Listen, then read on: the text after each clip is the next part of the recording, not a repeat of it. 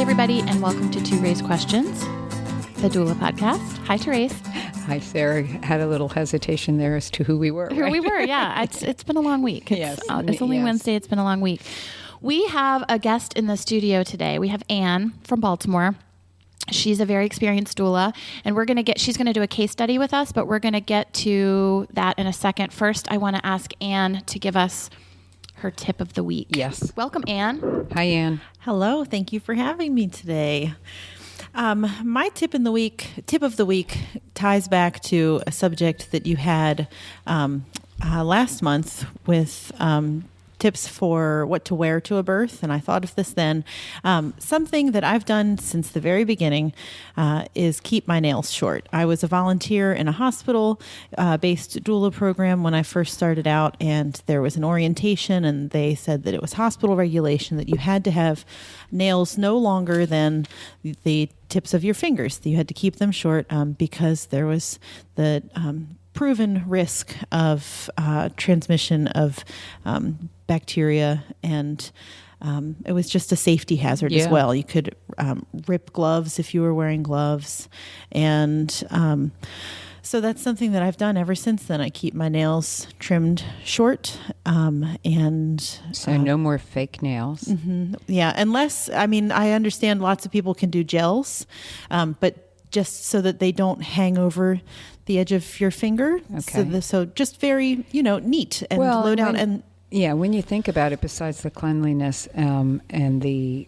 germs, it's if you're massaging someone or holding their hands, your fingernails can be part of that problem for them themselves, hurting them.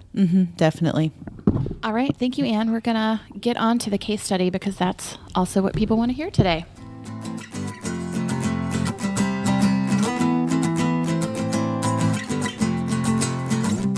So we're very excited to tell you guys about our sponsor. Our sponsor is an organization called Placenta Benefits, or PBI. Their website is placentabenefits.info, and they're an organization whose mission is to educate women and professional communities about how placenta ingestion can help postpartum recovery. And they've recently launched a new postnatal education and training site, which is placentacourse.com. It's called PBIU, or PBI University. On that website, they've completely revamped their placenta encapsulation training course. So this is where you go if you want to learn how to be a placenta encapsulator. They have all of the videos, presentations, pictures, all the latest research, and all shared through learning models that will get you excited and teach you how to do it professionally, safely, and to earn money. So keep an eye out on PBIU for incredible training programs, placentacourse.com. And thanks for sponsoring us.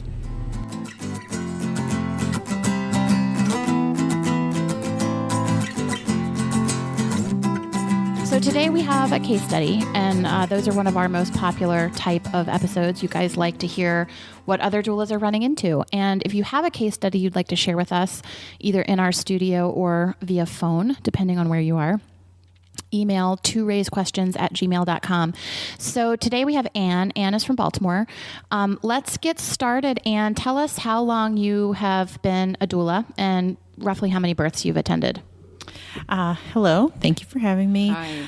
I have been a doula for just over 8 years and attended either 68 or 69 births.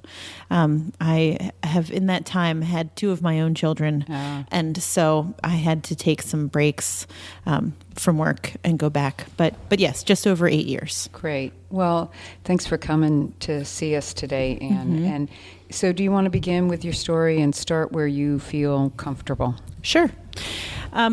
So a big part of this birth and why it was so tough for me was at the end of it, afterwards, trying to figure out what my role as a doula is, wondering afterwards if there were things that I should have suggested, but also struggling with what is a doula's scope. Is it ever a doula's place to recommend an intervention? just things that you could change. And so that's a big part of what I think could be helpful for other people with this birth. Okay. Yeah. So this was over this past winter when we were having all of those big storms blowing through. We're in Baltimore. It's not that far south, but it's still far enough north that you do get a good bit of weather. And it was just one of those big ones that blew through, and the barometric pressure dropped, and lo and behold, her water broke. People started having babies. Yeah. Yes, babies were coming in the storm. And look into that if you don't know what we're talking about, how the weather sometimes can affect certain people's labors. So about 11 p.m., I got a phone call that my client's water had broken.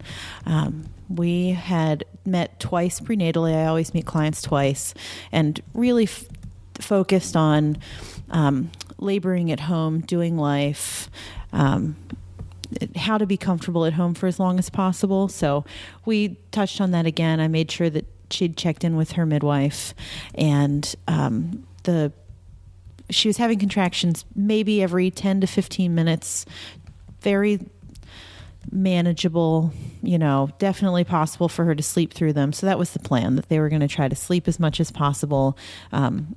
Call me if anything changed, call the midwives if anything changed, but otherwise just try to hang out at home. And I'm glad to hear you say you were reminding her to check in with the midwife as well. And just want to put that into everyone, that when a woman is working with, I hate to separate the providers out, but it depends on the obstetrician. They may want to be contacted also, because there's some great ones who are very involved. But with a midwife specifically, they want almost always to stay on top of what's going on. So as a doula, it is your responsibility to remind your clients, just because they may forget, that that's what they're supposed to be doing as well. So I'm glad to hear that you did that. Yeah. And actually in the prenatals, like the second appointment, we always cover, what's it going to look like when your labor starts? When should you call, et cetera, et cetera. And I stress to people, you should call your midwife before you call me, because when you call me, I'm going to say, what did your midwife say? Yeah. And then I'm going to say, well, why don't you call them and then call me back? That's good. That's good. Yeah. So, all that night, she rested as much as possible, had to pee a lot, things like that, was getting gushes. So she was getting up to go to the toilet, but they were comfortable laboring at home. The next day we talked in the morning. They talked with the midwives. They were checking in with them regularly. And it was kind of more of the same, like alternating between periods of activity and rest, sleeping, eating, being comfortable at home. Contractions still just weren't getting any closer than about 10 minutes apart.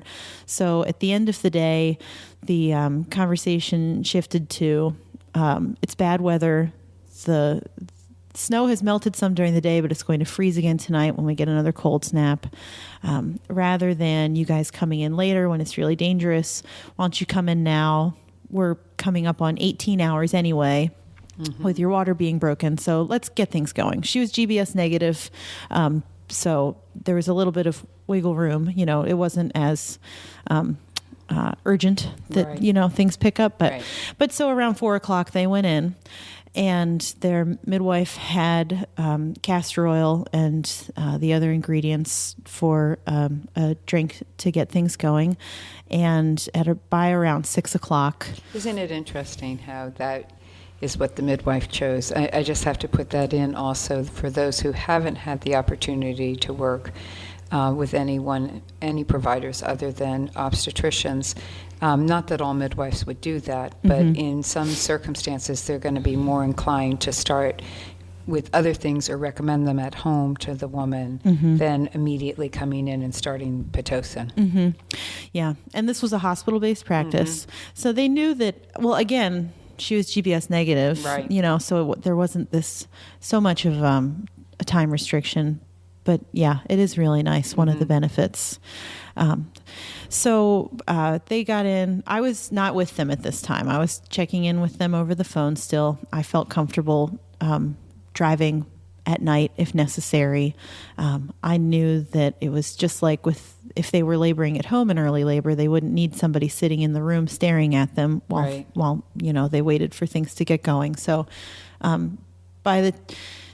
they did the castor oil at about 6 o'clock. She did the castor oil at about 6 o'clock because, you have to get in and check the baby, et cetera, et cetera. So they called me back at around 7:30 to let me know that contractions had indeed started and were building in intensity, and asked if I could come in soon.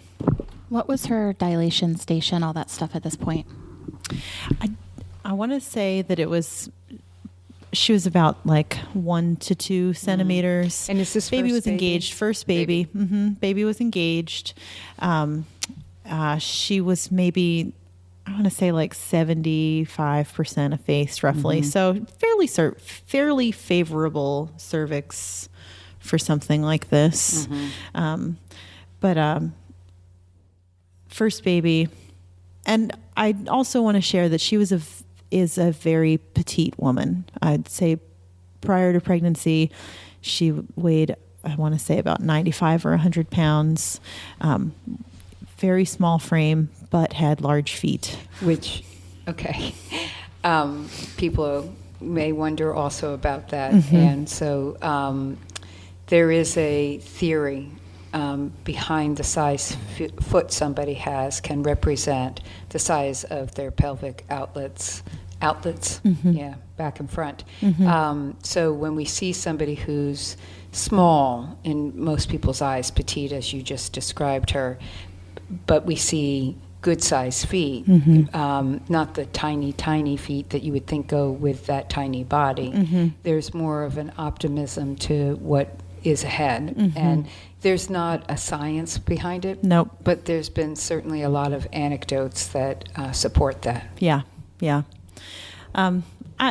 Baby was definitely LOA, left occiput anterior. You could, because she was such a petite woman with barely a bit of fat on her, you could really see every detail of the baby. And so you could see this bottom hanging out and back over on the left side of her abdomen. You could really make out, an elbow, when the elbow came back, all of these different things. You could see the baby there. So I arrived maybe a little bit after 8 o'clock, and she was laboring really, really well. She had contractions maybe about 3 minutes apart. She was really working through them. Obviously was in active labor, very active labor, laboring wonderfully with her husband. They were really tuned in.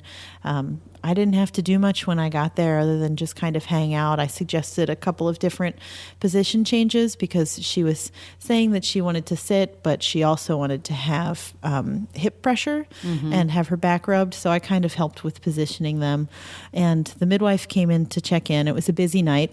Lots of other babies being born, and offered to see where she was in her labor. And they said, okay. She said that was fine. She'd like to know. And lo and behold, she was 6 centimeters. Wow. Boy. So doing great, really, really doing great. Midwife left to go take care of another patient. And I suggested that this mom get in the shower and, lights out, Christmas lights in there, get in the shower, just labor in the shower in the dark, just her and her husband. I always stay. If they ask me to come in, I definitely will, but I try to make it. You mean by standing in the bathroom? Yes, not exactly. In not in the shower. Yeah. No. I'm not getting in the shower. I'm keeping my shoes on.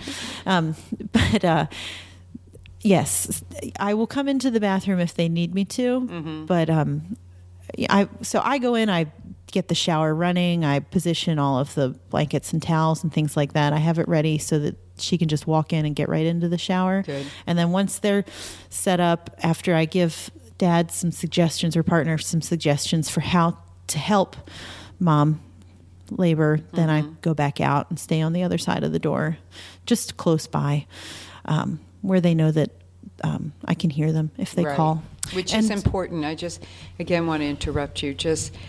I think the shower is a great tool. People forget. I think sometimes that we are fixated more nowadays on tubs, which are awesome. But that to get into the shower can be that gravity and movement can still occur in a different way than what? I was just going to say, and listen to episode 38, Hydrotherapy for Labor, that's right. when we talked about this at length. Yes.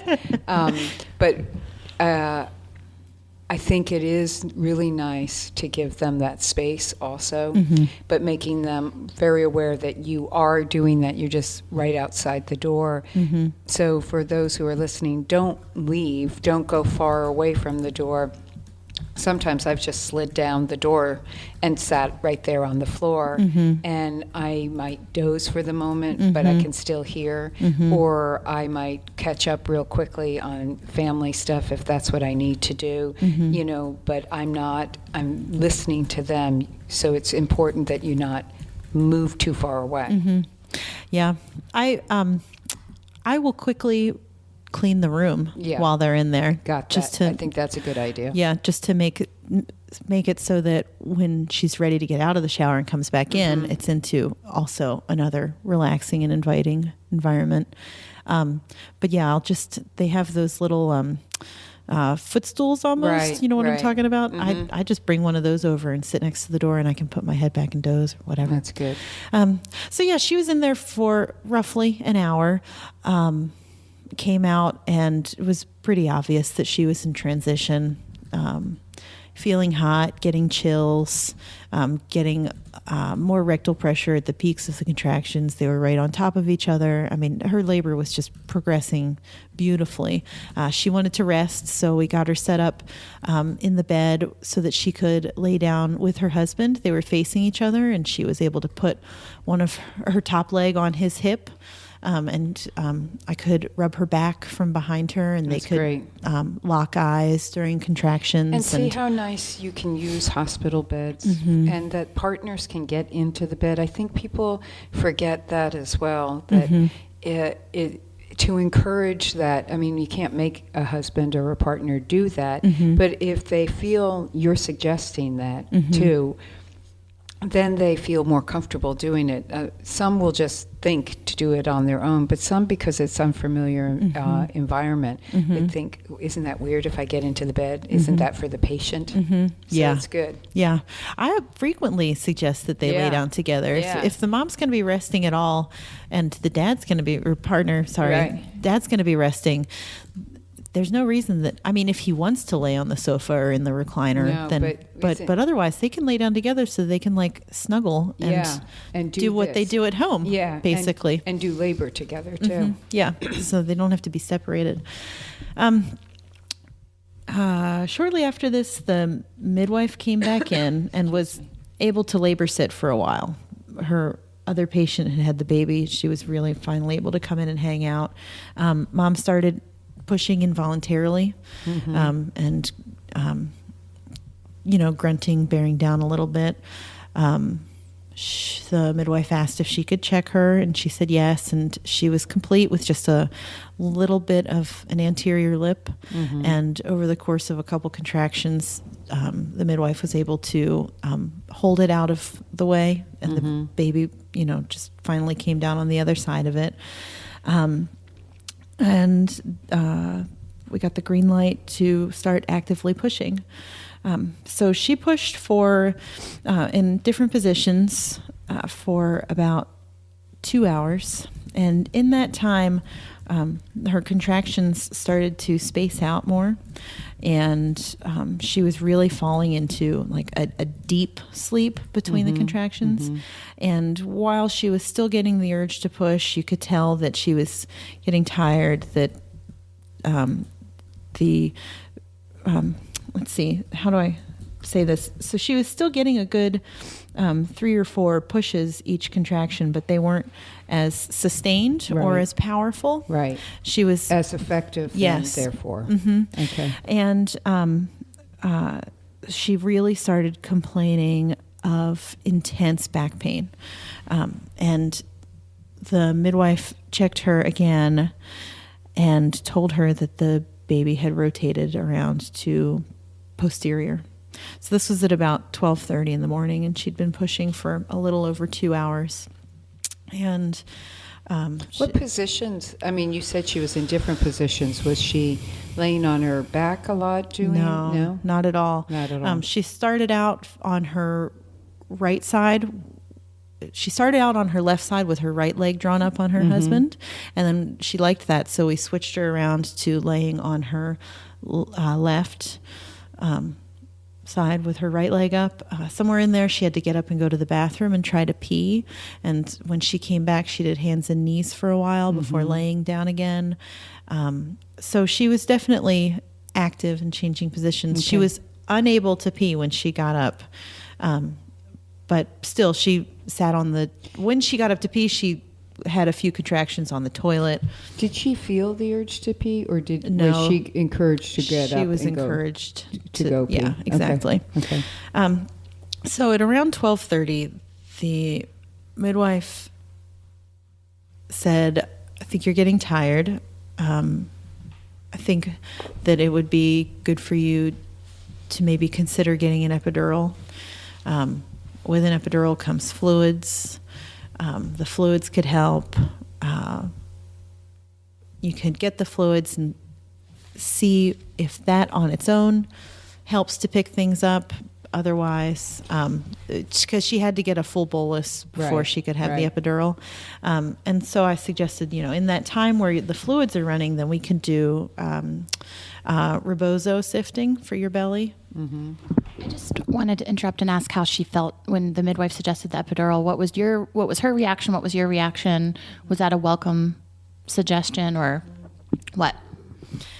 It seemed to be very mixed emotions for her. She was tired. Her back hurt really, really bad. It was very, very distracting for her. And we were sure that the baby was posterior, that it just wasn't that the baby was descending and was applying pressure on the back, which for a smaller person can be more noticeable.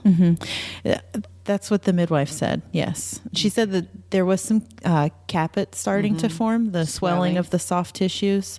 Her cervix wasn't swelling. Not to jump forward too far, but later on, the physician confirmed that the baby was posterior. Okay. So she said that she could, feel the fontanelles. Okay. The midwife said that the baby was posterior. So while she was not enthusiastic about the epidural, she was very tired. Her back hurt really bad. She liked the idea of being able to rest. I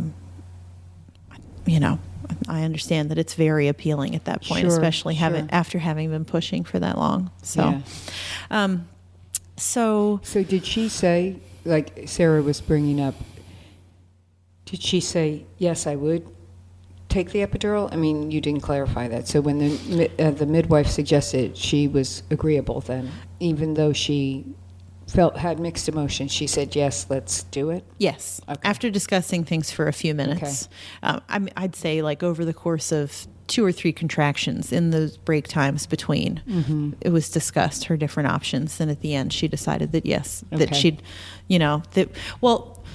if I remember correctly, it was let's get the fluids going And then we'll see. and do all the stuff to try to rotate the baby, Okay. and then we'll see. And if, and in that time, you will continue to push. Right. If we can get the baby to rotate, then it could be a moot point, and you Right. don't need it at all. So that's good. And I think that's an important part, is that you can make a decision that's not full Yeah. at the moment, that even in that, I think I want that epidural, but I need the fluids first. Let's not just jump from one to the next without trying all these other things, which you would hope you would do anyway, but let's see where you're at before you finally make that final decision with for the epidural. Yeah. Oh, yeah. It was Options within options. Yes. Oh, yeah. It was never like she always knew that she had the option to not get it. Right. And I just I'm pointing it out because I think people forget that there are still options, even if you're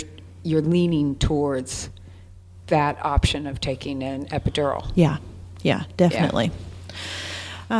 So we did the rebozo. We did the push-pull on the hips where you, the mother's in hands and knees. I got behind her, and the midwife was there the whole time. She was really encouraging all of these different things. So it's not like I was doing all of this stuff. Right. Collaborative. Yes, we were. We were collaborative. So we did the push-pull, which is where you find the iliac crest. Yes, exactly. Thank you. And pull back on one side while you push forward on the other side, and so try it's to a shifting. like a shimmy shake kind of with your hands. With your hands. And don't be afraid to use your hands. Yes. Oh yeah. You have to Be very strong with them. Yeah. I mean, you don't want to hurt anybody, but No. And it actually feels good on most people because you're scrambling those messages, but also you're trying to open up and shift that baby. And the hands and knees, hopefully the baby will have more room to pull back off the cervix and then rotate while you're doing the push-pull. We did the rebozo, and she was pushing the whole time. And baby just didn't come down any lower, didn't turn, stayed right where she was. So she did get the epidural. I had to leave for this one. Sometimes, depending on the anesthesiologist, I'm allowed to stay in the room. Maybe I'm allowed to stay with mom in front of her. Maybe I'm allowed to stay on the other side of the curtain. Right. But in this instance, I was told that I had to go out to the waiting room. Which is uncommon. Yeah. I mean, more commonly, if you're asked to leave, you're usually able to just stand in the hallway, which is our ideal if you can't be in the room, because the suggestion then is as soon as that anesthesiologist leaves the room, you re-enter so you can carry forward. It's a little bit more difficult if you're actually outed to the waiting room. Yeah. And so did that work okay, though? It did. I checked back frequently, politely, at the nurse's station just to see if anything. You would call them? Or how did you check back? At this hospital, they had a window that you could walk up to. Okay, good. And so I would go over and just politely ask if they were done and if I could go back yet. So I'd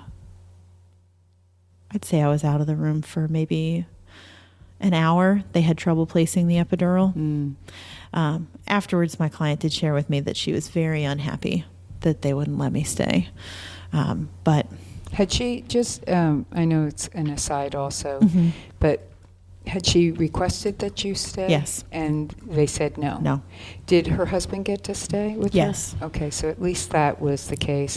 But she would have preferred that you have been there as well. And that's one of those really sticky situations, because as a doula, you can't insist that you will stay. And yet you want to do the best that you can for your client. But the last thing you want to do is cause an adversarial situation. yeah. So and this is where I get stuck myself in thinking the woman has the right to have whomever she wants with her, but you don't want her getting more upset. Right. So it sounds like not the ideal situation, but you worked with it well. Yeah. It was the best that I could do in that situation. Okay. Nobody's going to benefit from No. me causing a stink. No, And or- it is not my birth. No, and the mother getting upset, it's more like you have to reassure her and say, it's okay, I'll be right there, your husband's with you in this case, the nurse is there, they're going to take good care of you, I'll come right back in as soon as it's over. And I'm saying this not that you didn't do that, I'm sure you did, but it's for everybody else. Don't let go of it as best as you can at that moment and reassure her and give her a feeling of, okay, it's okay, because you don't want her upset about the situation any more than she might be already. So, okay, go ahead. So you Okay. come back in. So I come back in, and the plan is to see if the baby can labor down, to empty her bladder with a straight cath to make sure, because it had been many hours by this point and she'd had a full bag of fluids. So to empty her bladder to see if that was keeping the baby from descending, and to do some position changes and use the peanut ball and to sleep. I think a lot of people are aware of the peanut ball, but please describe it just for those who don't know. It's a physiotherapy ball that is inflatable, and it is kind of shaped like a styrofoam peanut, kind of a loose figure 8 shape, kind of. Right. And you can... It looks like a peanut. Yes, exactly. It looks like a peanut. Right. That's why it's called a peanut ball. Right. And so it's been proven through research and studies to shorten labors and to help the descent of the baby. And it's especially helpful with epidurals, and hospitals that have started regularly using peanut balls have seen a dip in their cesarean rates. So many hospitals have them now. I don't have my own, right, honestly, because so many have their own. You know, for years ago, the big tool that they bought was the birth ball, which most of them still have, even if they have to pull them out of a closet. Right. But now it's the peanut ball, and that's great because they're seeing that women shouldn't just be laying in the bed with an epidural doing nothing. Right. So this peanut ball works, and if you don't have a peanut ball, one isn't there, it's pillows Yes. to do the same thing. Yeah, to just open up, keep all that room between the knees. Right. So I wanted to make sure that we used the peanut ball in as many ways as we could. And so I asked for their permission to get online on Google and Google peanut ball use, and they said yes, and so I did. And again, I'm interrupting just because there's so many good points that you're bringing up. That excellent. I really like it, and that you asked them, let them know what you were going to be doing instead of just picking up your phone and starting to Google. It's really important because we do discuss how that's not what you're doing during a birth, is spending time on your phone. It can be very rude and disrespectful. Oh, yeah, absolutely. Yeah. So I just want to put in, there's a good tip right there. Thanks. Yeah, and I also keep one of the labor manual handbooks, the purple one, the Penny Simkin. I keep that in my bag. And I'll say that my doula at my first birth, I had a very difficult first birth. And my doula, who'd been a doula for years and years and years, picked up my labor manual off of the shelf and was looking in it, looking for ideas for position changes and things like that. And I remember in my labor thinking, wow, if she could do that during a birth, then I could do that too. And so I always keep it with me. Good. And I have no shame about great. looking for information. I do too, and it's usually for positions. Absolutely. But I do too, because you have like your 5 or 10 that you use all the time and that you like, and well, and you just hope for the same thing. Even if you don't find anything new, you're hoping it's your way of reaching out to the world, like, help me here. Yeah. And you might find something. A lot of doulas carry something like that in their birth bag, even if they never use it. Yeah. It's there as kind of the guardian. Yeah. Yeah, so good. So we did the peanut ball in many different positions, and she was able to rest. And the way it worked out, because another patient of the midwives came in this time to have her baby, the way it worked out that we had a few hours before the midwife came back in to check. So by this point, it was about 5 or 5:30 in the morning. The baby was still posterior. The midwife said that she had not rotated, had not moved down, and that in fact she could even bob her up out of the pelvis, and that maybe it was time to start thinking about the possibility of a cesarean. Because okay, so how long has she been in labor now at this? Exactly. Or I mean, how long since water broke, and how long pushing at this point? Yeah. So since water broke, it's about 30 hours. Okay. Pushing, it's been about 7 hours. Although she was not pushing while she had the epidural. They were just trying to see if the baby would labor down, but she had been complete for about 7 hours. Right. Okay. And the baby was at 0 to +1, somewhere in there. So the midwife said, "What do you think?" they said, well, we'd like some time to talk about this. Okay. So she said, okay, absolutely. I'll be back in half an hour. The three of us discussed their options. They said that they would prefer to try a vacuum before. And how did they come up with that? I mean, not to spend a half an hour talking about your half hour with them, but how were I assume, I'm hoping, since you had prenatal visits with them, they already knew what all their options were, about all the interventions and X, Y, and Z. So how was it? Was it that they said, well, we were thinking this, or did they look to you and say, what do you think we should do?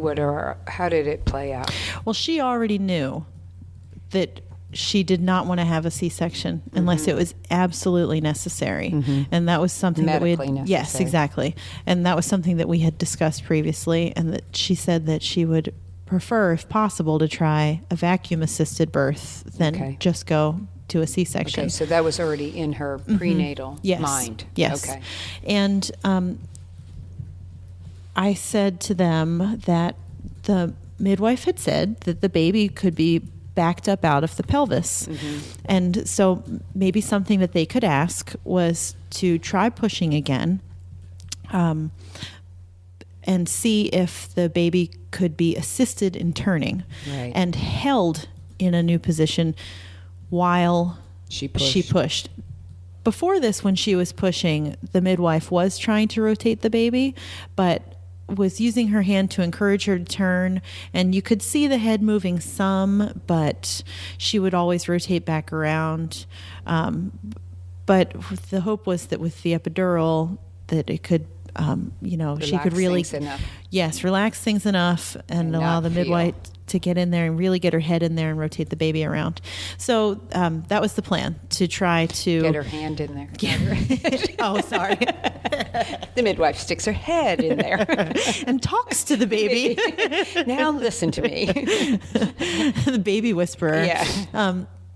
So that was the plan, that they would talk about the possibility of trying to manually rotate the baby, try pushing again, since she hadn't been pushing in this whole interim period, and see if they could get the baby low enough to try a vacuum assisted birth. And because if that were possible, +1 is where we think the baby was at about. just like hanging out there. When she was pushing before, you could, if the midwife used her fingers to hold back the labias a little bit, you really could see the baby's head, a good bit of it. But it's not like she was just hanging out on her bottom or anything like that. So midwife came back in. They discussed with her the possibility of manually rotating the baby, and she said no. This is one of the things that I'm very confused about. She said no. She said that just wasn't how it worked. That if they could the same midwife who had tried the before, same midwife. She said that it wasn't as easy as just turning a baby around and holding them in a new position, or else posterior babies could always be rotated around into a new position. And that if they really wanted to see one of the physicians to consult on whether or not a vacuum could be used, then that was their choice, but that she didn't really recommend it because it was the hospitalists right now on instead of the physician for their practice. And she just kind of generally poo-pooed all of their options. And it really was, it felt to me like a very serious shift from where she'd been before. And I just don't know why. Was she on a 24-hour shift? Was she on like hour 21 of a 24-hour shift? She was actually, yes. And a very busy night. And a very busy night. Right. But it's interesting, and I know that you're pondering all of this right now and why you want to discuss this, but if she had tried it before, do you think that is what she was trying to communicate? I already tried that and it didn't work?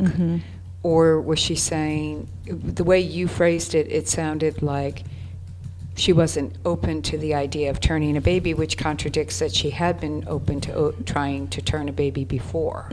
So This is why I was so confused. And so she was trying to turn the baby before, but she wasn't holding the baby in place through the contractions and the time between contractions before. Which is what I've seen most commonly. And me as well. And so... maybe she doesn't know how to turn babies? Yeah. Okay. And then what was the couple's response to her input there? We want to talk to a doctor. Okay, even if it was the hospitalist. Even if it was. And so she was like, well, I'm going to try to page the physicians from our practice. And she left the room. They continued to just, let's see. She continued to rest, see if the baby could labor down. She came back in. The midwife came back in at around 6:30 and said that she'd spoken to the hospitalist, that the doctor was open to trying for the birth, the vaginal birth with the vacuum if possible. But what she wanted to happen first was the epidural to be turned back to half strength and a half hour of pushing to get used to the feel of pushing with the epidural before she came in. Okay. So she came in at around 7 o'clock, used her hands to really feel around the mom's pelvis, see what kind of room she was working with, where her tailbone was, how the baby was positioned. And was there any conversation with that doctor about maybe trying to turn the baby themselves? Yes. Okay. And I'll say at this point also that the midwife became a silent observer at this point. She was very, very disengaged. I felt like I was with a different midwife, even though it was the same person. She became very disengaged. Were the clients aware of that, do you think? They talked to me about it afterwards. They said that, yes, they noticed. And they brought it up. You didn't bring it up. And then do you think that's just how she has to be with the doctor there? I couldn't say 100%. Do you think because she had to call the doctor in instead of the hospitalist, or was it day? It was the hospitalist. The doctor from the practice did not come. This was the hospitalist. It was. Yeah. Okay. Do you think maybe it was just that role that she feels she has to be in with hospitalists opposed to her working relationship with obstetricians? I'm asking your opinion, even though you don't know. If I were in court, I'd be overruled. I mean, the objection would be sustained. Yeah. All I can say is that all I can say with certainty is what I personally observed and my interpretation of it. And what I saw was a very disengaged, distant person. And that you... Physically distant. I mean, standing many feet behind the doctor, not participating in the conversation about the options, not explaining anything. Just a silent... And it kind of went with what I'm hearing, and then you agree or disagree with me and we move forward. That behavior, that observation you were observing, went along kind of with what she had just done before the hospitalist came in, which was she was kind of done. Yes. Okay. Yes. Okay, go ahead. So the hospitalist came in, said that yes, the baby was posterior, but that there was plenty of room. This baby was coming out. The first thing that needed to happen was Pitocin needed to be started because there just wasn't enough power with the contractions. They weren't close enough. That she just needed more power with her contractions. Did that ring true to you? I mean, I have been in situations before where a midwife has used an IUPC to actually measure and intrauterine pressure catheter. Yes. And at the time watching, I was like, I don't know, these contractions look really strong. They look really effective to me. And then she would sort of prove that they weren't and give Pitocin, and then everything started to work. So did that ring true to you? It did. Yeah. And honestly, as soon as she suggested it, I did a little mental yes, but then also a little mental why didn't I think of that? Yeah. And then followed by, but that's not my job, is it? No. And this is where I have continued to struggle with this, because her contractions were 5 to 6 minutes apart at that point, and they were not sustained. And it does take, especially if somebody's wearing out and you're seeing that they're not getting them close together, close. It takes energy to get those babies out. Yeah. Especially a first time. Yeah. So Pitocin was started. Probably on a small dose. It was started at 2, but she said I want it increased by 2 every 10 minutes until, I mean, she was not messing around. She was proactive. Yeah. Now, like, we're going to get this baby done. Yes. She was very high energy. She was very intense. The entire mood really shifted when she came in. She was very positive. She was very polite and encouraging, but she was very loud and I don't want to say brash, but kind of brash. And she was like, this is how you're going to push, okay? Every single push, we're going to count to 10. And that's how you're going to push. And you're going to do 3 pushes to the count of 10. And you're going to give it everything that you have. And you're going to dig deep. And then at the end of every single contraction, after she'd push 3 times, she'd say, 1 more to the count of 5. And then the count of 5 would actually draw out to about 10 seconds. I mean, she was like a drill sergeant. Which, in comparison to what you had been dealing with, it's such a black and white kind of situation.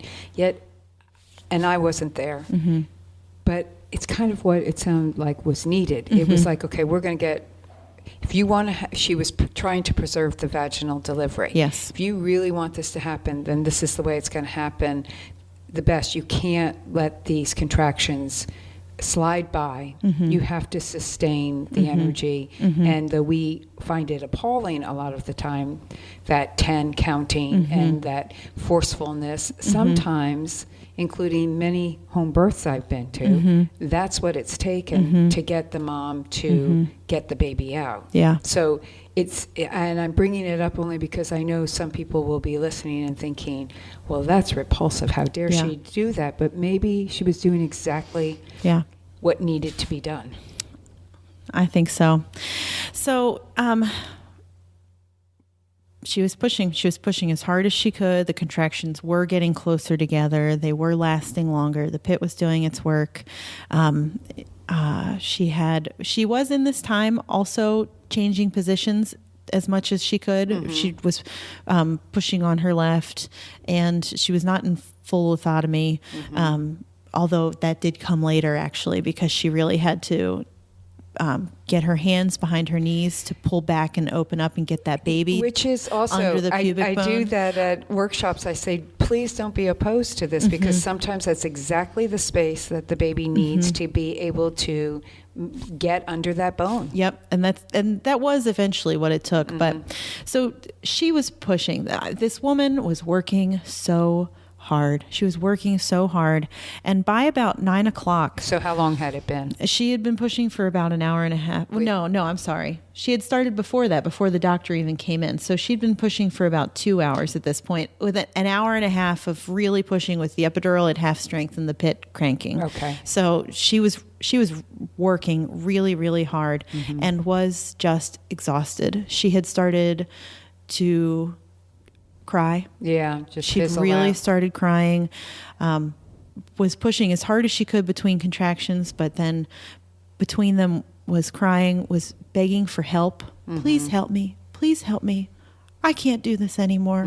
I get chills. I know. I'm almost crying now. I know. And I was just looking at her, and the midwife was still there, so distant. The whole hour and a half? Yes. I mean, occasionally, you're doing great, you can do this.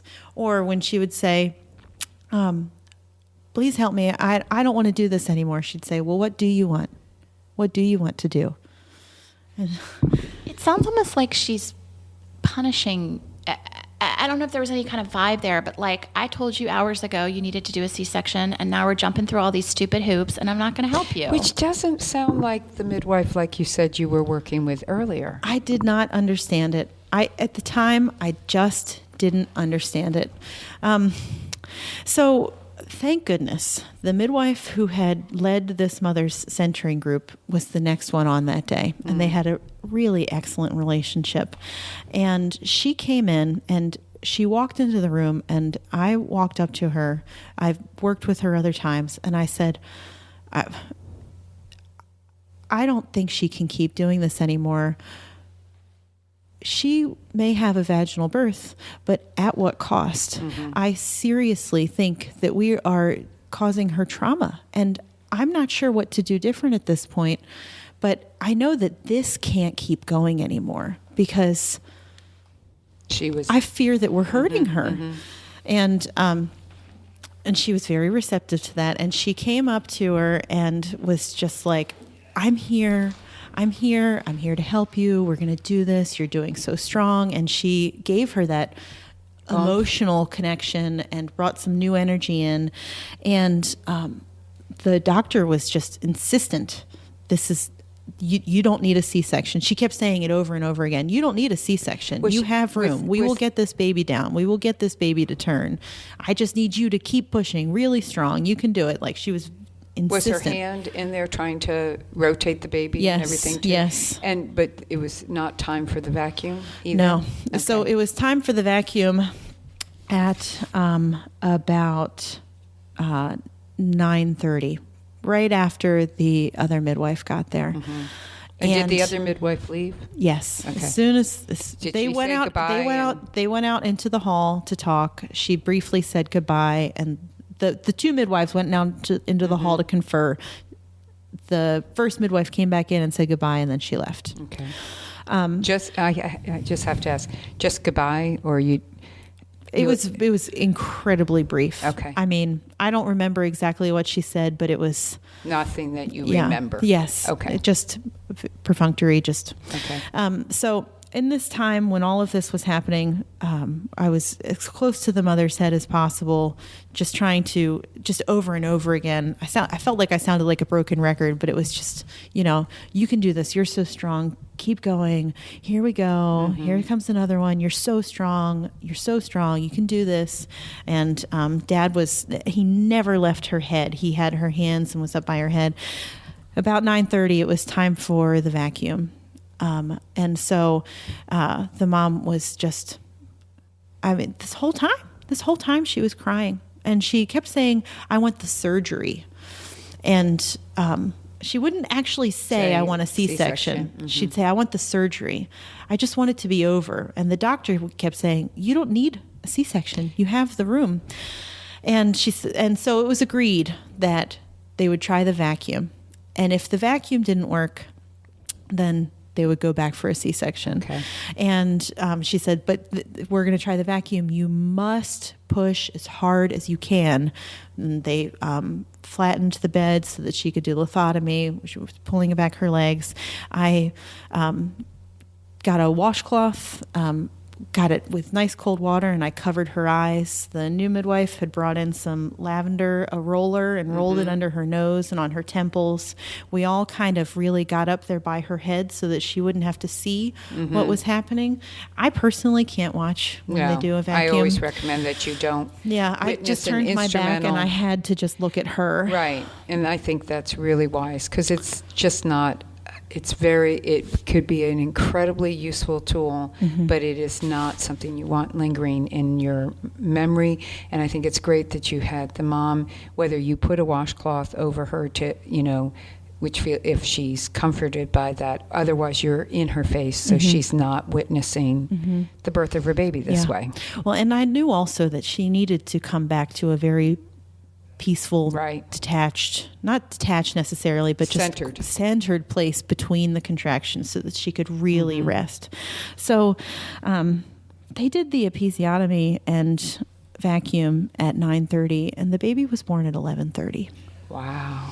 So what She happened? pushed for 2 hours after that. So what you mean they put the vacuum on and it didn't work? It didn't work. They did 3 applications. That's the maximum that they would do, but they moved the baby enough with that the doctor was just really knew that the baby was going to come. It was just a matter of time. And the baby was still posterior. The baby was still posterior. The baby didn't rotate until after she finally got under the pubic bone and was crowning. So how long was she complete, and how long was she actively pushing by the time the baby was born? She had been complete for about a little over 12 hours. Okay. And had been actively pushing with the pit and the epidural at half strength for 5 hours by the time the baby was born. With a vacuum and An episiotomy. episiotomy. Yeah. So I want to make sure we get to, I mean, this is a story with a lot of details that we've needed to hear. But as we're wrapping this up, I want to make sure we get to your initial question, which is, what should you have done? What is your response? Do you have any responsibility? Do you still feel like this woman endured a birth trauma? And let me tell me if I'm asking the right questions that are in your head. And what was your role? What was the midwife's role? What could have been done any differently, if anything? What are your questions? And I also, along with that, and we do need to move forward, is your clients, or maybe this is another come back, talk to us. Yeah. Well, my big thing afterwards was just, why wasn't that Pitocin started when she got that epidural? Because by the time that she was actively pushing, she was exhausted. She was just exhausted. And I feel like, yes, a vaginal birth, but at what cost? Right. Well, I agree. Is it ever a doula's role to step in and say, I think it's time. Ultimately, the second midwife and I were really, really trying to explain her options to her. If at any point she had said, this is it, C-section now. But the way that she was begging for help and asking was not that direct. It was, there was never any, yes, definitely, that's what I want. How about the second midwife, the new midwife? Mm-hmm. Did she get in her, was she communicating in that sense? Like, you can tell, I know what the doctor was doing. Mm-hmm. What was that midwife doing? Do you feel like she should have been more proactive in this also, of trying to make other suggestions to her? Like, I know the Pitocin is where you think it probably should have begun with the epidural, but why wasn't a C-section done? Because they said that there was plenty of room for the baby to come through, and that it just wasn't necessary. And when they would say that, would the mom be re-energized by that? Like, yes. So they were going off of what she did say. Yes. Not, even if she was asking for help, she, as you said, she wasn't being directive. Mm-hmm. Did it go through your head, Anne, during that time to say to her, do you feel like you're done? Or did you feel like your job was to keep saying, you can do this, you can do this, you can do this? I had said to her, we will do whatever you want. Mm-hmm. This is your birth. You don't have to have a vaginal birth. There are different ways to meet your baby, and they're all wonderful, and it's okay. And what I tried to say over and over again is, we will do whatever you want. Mm-hmm. You tell us, if you're done, you're done. It's okay. Okay. And she would start to waffle. Right. And so it was never. So she was, in the end, her own spokesperson, that she was going to continue to go forward. Yes. And you did give her clear communication that you would do whatever it took to help her. And you even brought up beautifully that babies can come and you can greet your baby in other ways other than a vaginal delivery. So you were giving her, quote unquote, permission to have the C-section, to do whatever it took. Yeah. So, from my perspective, that is the scope of practice. That is, you did your job. You did your job. The hard part is the hindsight, where you're thinking, you described to us earlier how you felt when they offered the Pitocin, like, oh my God, yes, thank goodness. Oh, why didn't I think of this myself? And why wasn't this offered before?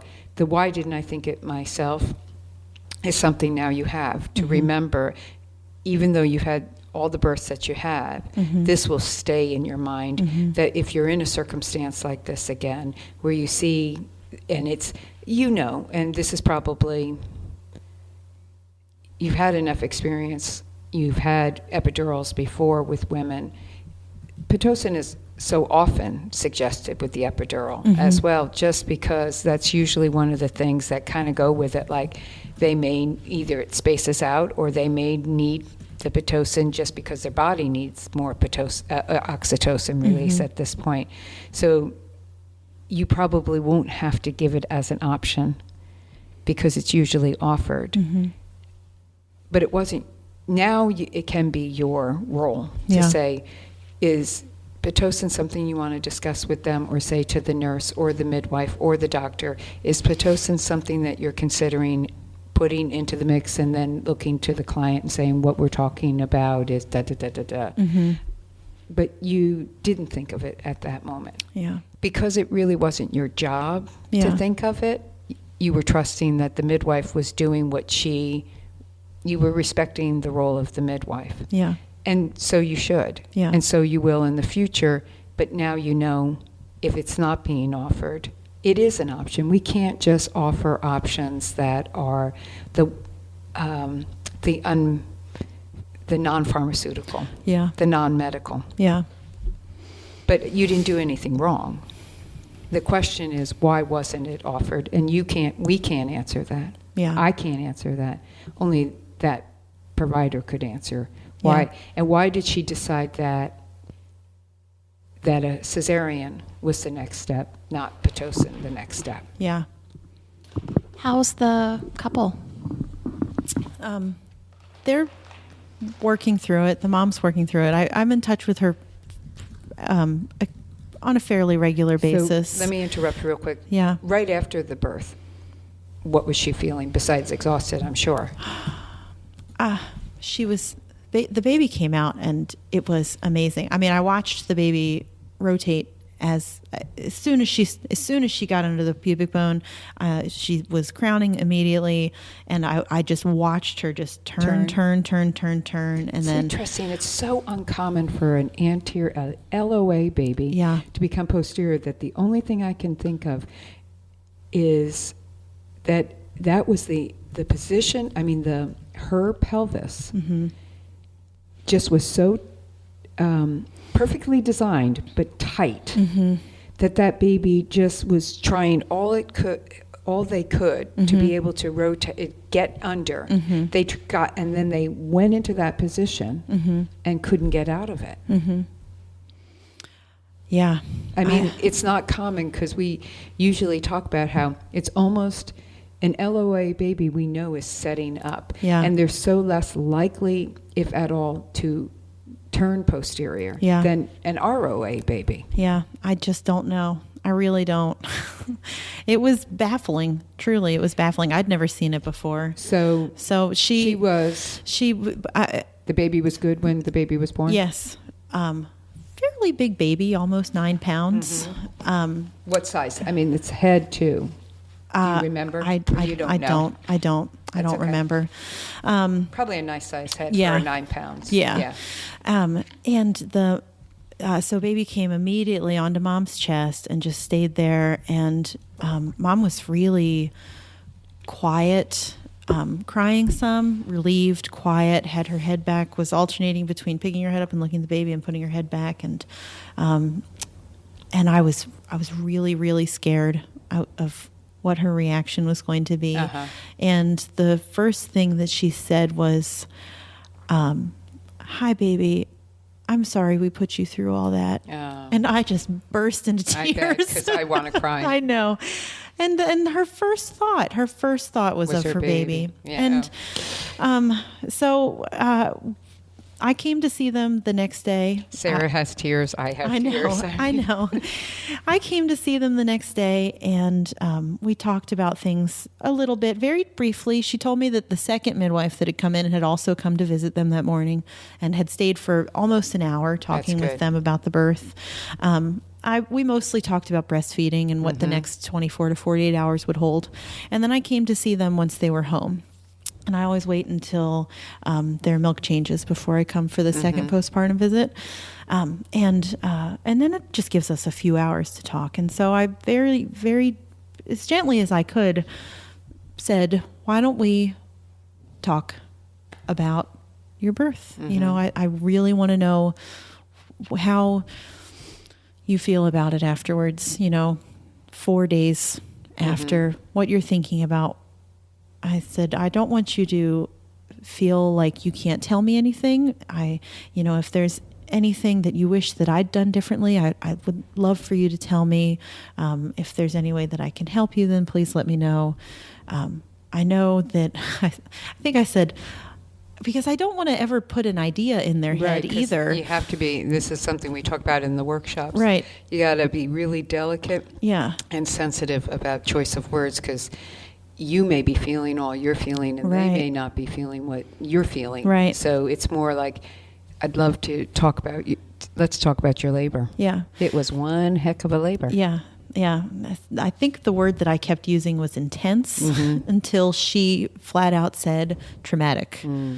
And she told me that at the end there, that time between the vacuum and the actual birth of the baby, when the washcloth was over her eyes, she was coming into herself, that she felt powerless. That I'm sorry, this is really hard. She said that there were times where she wished that someone would just come in and give her a shot so that she wouldn't have to be there and feel it anymore. And I felt like I had completely failed her. And so, but the one thing that she's told me over and over again was that she was so thankful. They were both so thankful that I was there, because she said that the one voice that she really remembers hearing is mine. Right. That's good. And you they can't said forget that. They said that they couldn't imagine what it would have been like if I hadn't been there, and that it probably would have just been a C-section, and that she was thankful for her vaginal birth, but angry that all of these things that happened,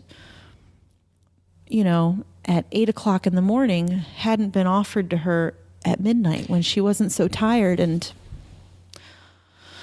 she's still working through it. I encourage her to reach out to the first midwife. Yeah, she should. And it's the interesting thing, and I can feel your emotion, and that's the hard part about this work. Yeah. Is that taking that on, which is, gosh, I just wish we had another hour to keep talking. But because it's really important what you do with this. But for them, to hear her, it's like that doctor initially was doing, I described it, the right thing, encouraging her and giving her that impetus to do it. It's just odd. It's so, this has been my understanding all these years. If that vacuum is applied and it pops off, it's ineffective for, 1 to 3 times. Then the next, they did 3. Right, and 3 is supposed to be the max, 1 to 3 times. Then the next step is C-section. That's kind of the protocol around it.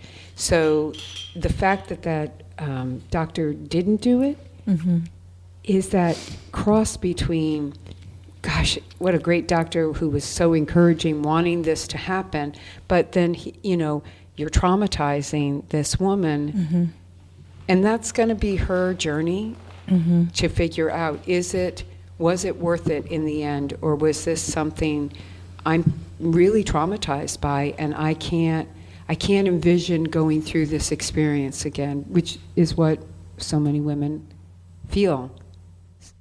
And you don't know the path you didn't take. Exactly. You don't know how you would have felt if you'd had a C-section at 1 a.m. Exactly. Or at 8 the night before, or if she'd been with another practice. She never would have even been allowed to go 18 hours without productive contractions. And if you're a thoughtful doula, you struggle with that, because your first thing is, well, if she'd been in a different practice, she wouldn't have even been quote unquote allowed. Well, maybe she shouldn't have been. Right. And I think the birth I attended where this was the strongest for me was a successful VBAC where the woman had a 4th degree tear that I saw that was traumatic for me to see. There was a nuchal hand, a huge head, a fast pushing after a long, long labor. And I thought, am I glad, she had a developing fistula. Yeah. is it good that she got her VBAC? She was really happy about it in that moment. And then she's pregnant with her third baby now. And she's like, doesn't know what to do, And I think that you are obviously such a thoughtful, caring doula, and you gave her the options that you knew were available to her. It is not your role to suggest or encourage medical, No, as you know. But at the same time, absolutely. Yeah. I completely agree with you, except for what we said before.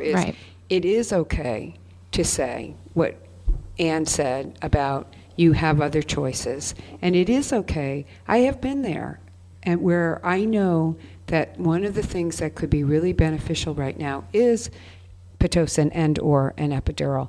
And I will put that in the option mix because I can't be a full good doula without including all the options when they may be medically necessary. Not when they're not medically necessary, but when they are medically necessary. Mm-hmm. So I don't think we should be confused. It's not you're telling someone to take Pitocin, but you're saying this is an option. Is this something, you know that this isn't my role as far as I can't give it to you, but is it something you want to discuss with them as a possibility? Because there are pros and cons to it. But you did all that you could do, and going back to what Sarah was saying, we do look and think, well, what if, the what ifs, and what if she was with a different practice, or what if this had happened at that point? She was in a good practice. Yeah. She got all her options. Something went out of communication at a certain point. It sounds to me has nothing to do with you as the doula, but with the midwife and her communication with that couple, and how things then just kind of lost. It got lost at that point. And the only thing, were you communicating with that midwife at all at that point, like trying to figure out what was, or did you feel like she had closed the door on you as well? I was checking in with her occasionally, asking if there was anything else that she thought that I should do. But she was not contributing anything. So there's something happened in that, and that's not for you. I mean, I can see because you're here, and I don't know when this birth happened. How long has it been? Months. Back in all of those winter storms. Right. That you're still grappling with it. But the mom and the partner are the ones who can try and find some answers. And if they choose then to share that with you, they'll share it with you. But she needs answers if she is willing to ask them of her care provider and say, I don't understand, and this was really hard. And that care provider needs to hear it also. And maybe what she'll say is, well, that's why I wanted you to have the C-section when I suggested that you had the C-section. She may throw it back in her face and said, I was all for you doing a C-section. I suggested it and you didn't want it. So I felt like I could never suggest it again. So maybe that's the truth as well. Maybe she did want to prevent the trauma from occurring. And then when the mom said, no, I want to do this, she just stepped. I don't necessarily think that was right, but maybe she did her job. Yeah. And she, we are focusing on her as doing something wrong, but maybe she did her job and the mom made her choices. Yeah. And this is what the end result was. Yeah. Well, thank you very much for coming in, Anne. I know, I think any doula with any experience has a few of these under their belt, where they wonder what they did, they wonder if they contributed, they wonder could they have saved. Everybody does, and I hope that you talking about it and showing us your emotion and everything else makes other people feel comfortable talking about it with their peers, with their doula groups, with or with us if they want to. So thank you very much for coming in. Yeah, thank you so much. I really appreciate it. And we'll talk more about self-care again. Yes. Okay. Okay. Thanks.